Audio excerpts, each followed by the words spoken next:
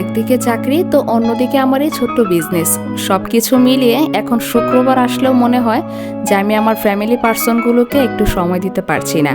যেমন আজকে শুক্রবার, আজকে বাসায় থাকলেও সাথে আমার একটি কেকের অর্ডার ছিল। তো আজকে এই কাজের ফাঁকেই ভেবেছিলাম সবাইকে নিয়ে একটু বের হব, কারণ অনেক দিন ধরে তাদেরকে নিয়ে কোথাও বের হতে পারছি না। তো আমি আবার যেদিন সকালে বাসায় থাকি সেদিন আমি চেষ্টা করি যে বাহিরে একটু ব্রেকফাস্টটা করতে। তো সবাইকে নিয়ে একটু বাহিরে গিয়েছিলাম এবং সারাদিন কি করলাম সব কিছু নিয়ে আজকের ব্লগটি দেখতে থাকুন। আশা করি আপনাদের কাছে অনেক ভালো লাগবে। আসসালামু আলাইকুম। আমাদের নতুন আরো একটি ভিডিওতে আপনাদের সবাইকে স্বাগত।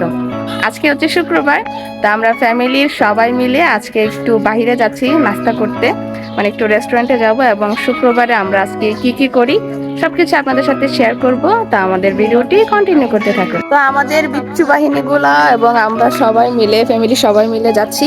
তো সবাই রেডি? তো চলো চলো চলো।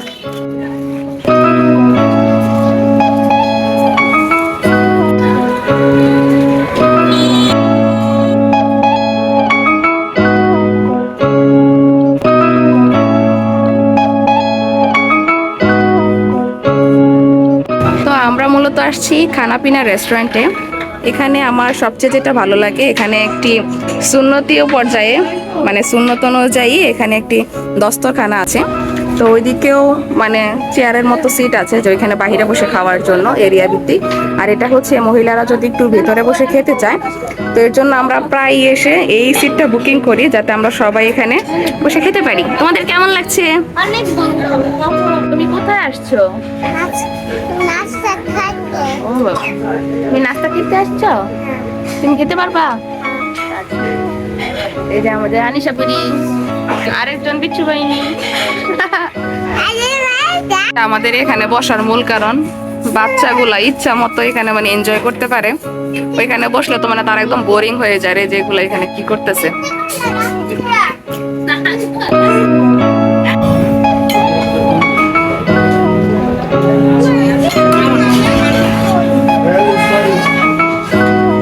তো এই যে আমাদের খাবার চলে আসছে। আমরা এখানে তন্দুর রুটি অর্ডার করেছি এবং হচ্ছে সাথে ডাল ভাজি। এখানে ডাল ভাজিটা খুবই মজা হয়। তারা এখানে মুগ ডাল, মানে মুগ ডাল দিয়ে ভাজিটাকে তৈরি করে, মানে ডালটা হচ্ছে মুগ ডাল দেয়। তো আমাদের সবকিছু রেডি, তোমরা খাওয়া দাওয়া শুরু করো।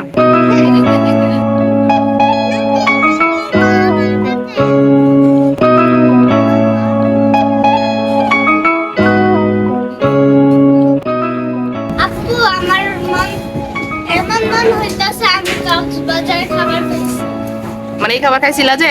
হ্যাঁ। আমরা যে পানসি রেস্টুরেন্টে মানে এই তন্দুর রুটি আর ইয়া খাইছিলাম, ওইখানে তন্দুর রুটি আমরা খাই না, ওইখানে আমরা খেয়েছিলাম পরোটা আর কি, আর সাথে এই ভাজিটা ছিল। তো এটা আবার আনিশার এখন মনে পড়ে গেছে। আমি যে কারণে মূলত এখানে আসি, কারণ এখানে চাটা, তাদের স্পেশাল চাটা আমার কাছে অনেক ভালো লাগে। মানে যারা ট্রাই করেন নাই, তখন খানাপিনাতে আসলে সকালবেলা এই চাটা ট্রাই করবেন।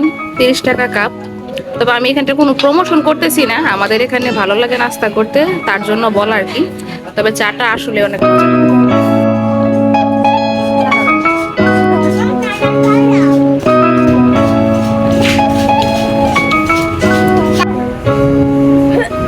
যে মহিলা মানুষ মানে একটু গুছাই রাখবো। এই যে আমার আন্টি সবকিছু গুছাই রেখা যাইতেছে, পারলে মনে হয় এগুলো মোড়াই রেখা যাইতে হইলে মায়া লাগতেছে, মানে এতগুলো পড়ছে। তো আমরা খাওয়া দাওয়া শেষ করে মাত্র বাসায় আসলাম। তবে শুক্রবার আমার অনেক কাজ থাকে। আজকে আবার একটা কেকের অর্ডার আছে, তো আমার এখন আবার কেক বানাতে হবে। ইকরার জন্য একটা গিফট আছে। ইকরার জন্য গিফট? কি গিফট আনছো? তো এই যে তারা দুই বান্ধবী, মাইমুন আবার ইকরার জন্য গিফট নিয়ে আসছে। ওয়াও, দেখছেন এরকম বান্ধবী পাওয়া তো ভাগ্যের ব্যাপার। তোমার জন্য কি আনছে বান্ধবী? এই যে ক্লিপ। ক্লিপ আনছে, থ্যাংক ইউ দাও। তো শুক্রবার একদিন বাসায় থাকলেও আমার রেস্ট নেই, তো কারণ এখন বাসায় আসতে আসতে আমার এখন আবার এই কেকটাকে বানাতে হবে। এটাকে কালকে বেক করে রাখছিলাম, তো ক্রিম লাগানো এখনো বাকি। তো কেকটা কতটা সফট এই যে আপনাদেরকে এখন কেটে শেয়ার করব, তাহলে বুঝতে পারবেন। তো আমার আজকে 1 পাউন্ডের কেকটা অর্ডার আছে হচ্ছে পুটিয়াতে। তো কেকটাকে এখন তৈরি করব সম্পূর্ণ। এখানে আমি কেকটাকে 3টা স্লাইস করে নিয়েছি।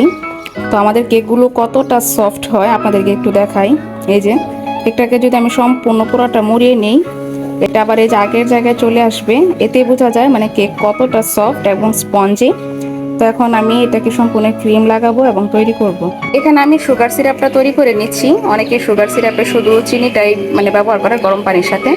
তো এখানে আমি আবার এখানে দুধ দিই। তো দুধ দিলে মানে কেকের টেস্ট অনেক অংশেই বেড়ে যায়।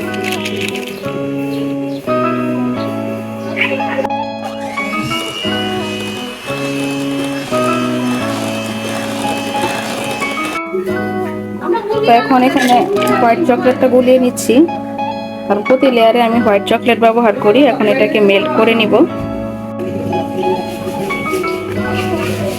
তো ফাইনালি আমার কেকের কাজটা শেষ হলো এবং ফাইনাল লুক হচ্ছে কেকটা। আসো একটু কেকটা দেখাও।